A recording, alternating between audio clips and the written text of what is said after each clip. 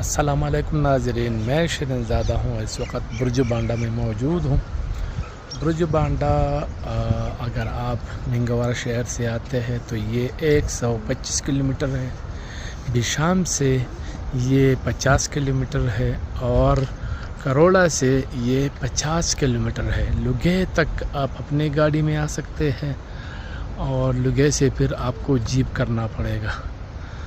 तो ये बहुत ही ज़्यादा खूबसूरत है। घने जंगलात है, हरियाली है और यहाँ पर टेंट वगैरह लगे हैं।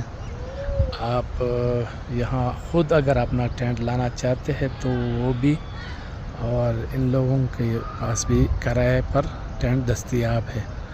तो ये सूरत हाल है बुर्ज बांडा।